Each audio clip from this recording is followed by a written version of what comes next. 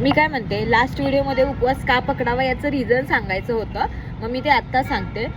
मला जे वाटतं म्हणजे मी काय अशी प्रॉपर डायटिशियन किंवा मला खूप सारं माहिती आहे उपवासाबद्दल असंही नाही, पण मी रेग्युलर उपवास पकडते. त्यामुळं माझ्या मते उपवासाची कन्सेप्ट म्हटलं तर आठवडाभर आपण जे बाहेरचं खातो किंवा आठवडाभर जे आपलं भरपूर सारं खाणं होतं, त्यात मी एक हॉटेलरी एम्प्लॉई आहे. मग माझं खूप सारं खाणं होतं हॉटेलमध्ये बाहेर वगैरे. मग आठवडाभरचं जे खाणं आहे त्याच्यातून आठवड्यातून एक दिवस पोटाला थोडा आराम मिळावा म्हणून मी उपवास पकडते. मग एक दिवस जो उपवास पकडतो त्या दिवशी जास्तीत जास्त मला उपाशी राहता येईल असं मी बघते.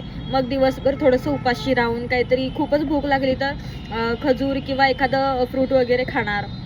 मग असा अख्खा दिवस उपवास पकडून मग रात्री काहीतरी दाल भात वगैरे खाऊन उपवास सोडायचा. असं या कारणामुळे मी उपवास पकडते. अजून अशी बरीच सायंटिफिक रिझन आहेत उपवासाची. बरेच आजार दूर होतात रेग्युलर उपवास पकडण्याने.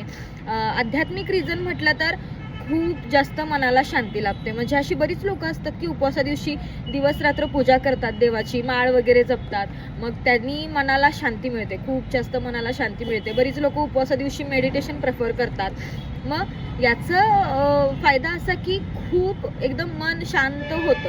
हे आध्यात्मिक रिझन म्हटलात तरी चालेल. असे बरेच फायदे आहेत उपवासाचे. तुम्हाला एक्स्ट्रा उपवासाबद्दल काही माहिती असेल तर मला सांगा. ओके.